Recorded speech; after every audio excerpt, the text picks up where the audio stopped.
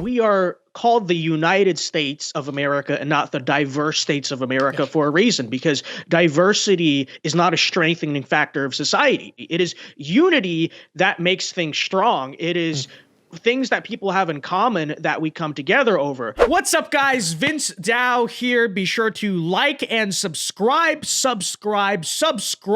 if you are new. So yesterday evening, I was on In Focus with my boy Addison Smith on One America News to discuss that viral Asian vice panel that everyone is talking about.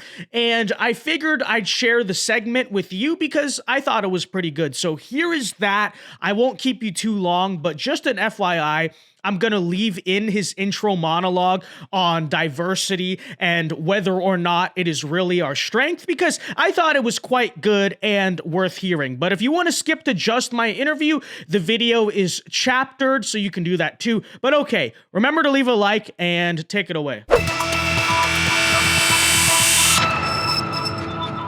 Hello, everyone. Welcome to In Focus. I'm your host, Addison Smith.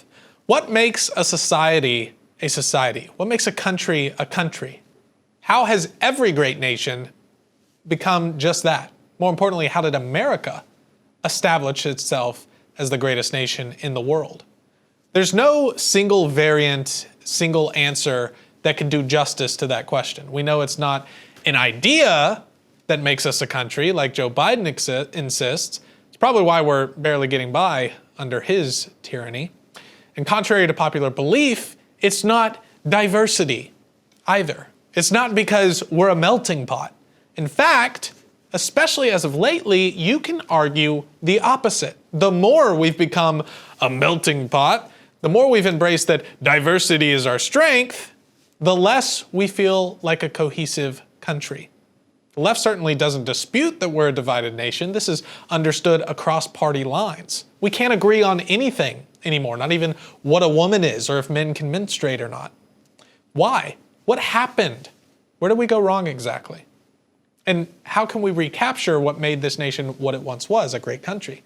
Again, not a simple answer, but a great start would be this: a broad acceptance of the fact that America's a sovereign nation with its own borders, its own culture, its own traditions.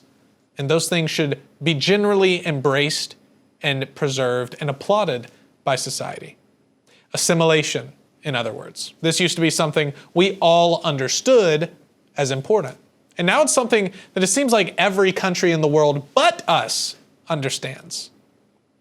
VinceDao is an exception to that. He understands this very well and was recently invited onto an Asian American Vice News panel to discuss all sorts of hot-button political issues. Vince stuck out like a sore thumb on this panel because of his crazy fascistic ideas, like expressed above, that assimilation, having a cohesive society, is a good thing. Assimilation. Is it a good thing? Is it a bad thing? Is it a burden? Is it an opportunity? It's not just a great thing, it's a necessary thing.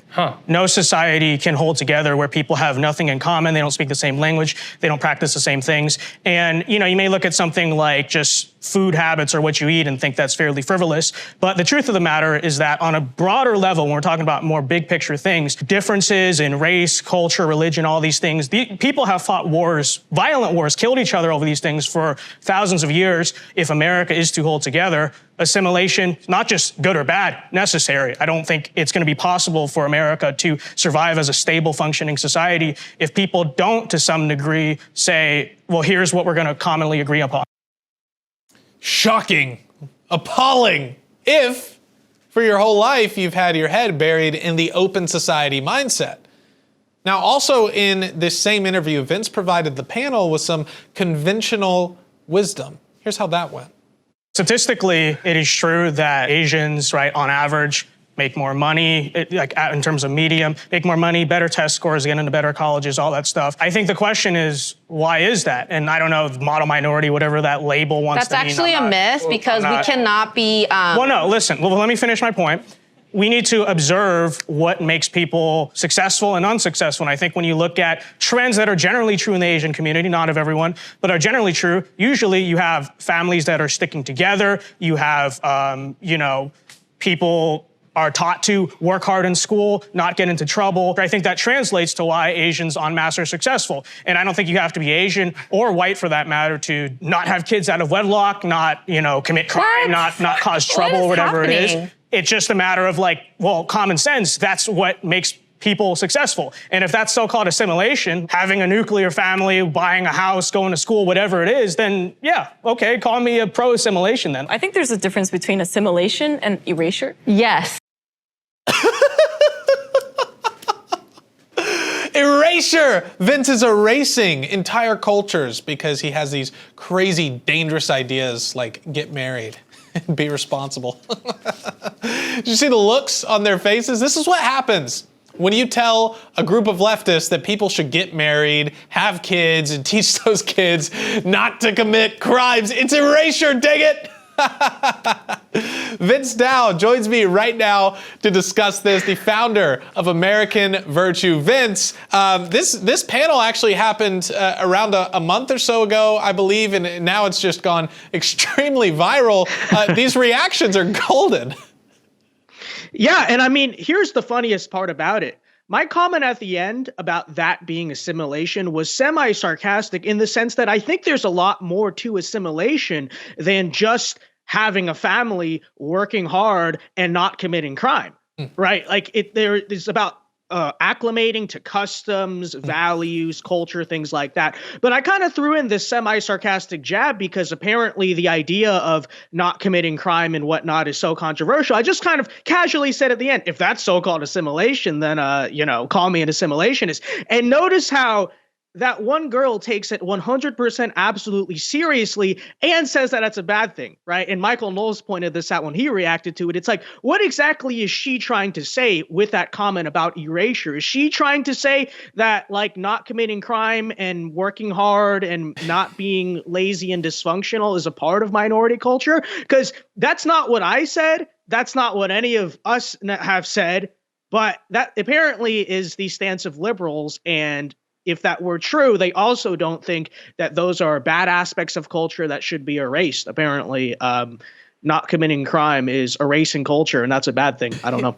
Yeah, it was kind of an accidental self-own. Do you think if they followed what you're saying to its logical conclusion, because they can agree, they can look at America right now, and anyone left or right is going to say, yeah, the country's in shambles, no one gets along anymore, no one agrees on about anything. Well, okay.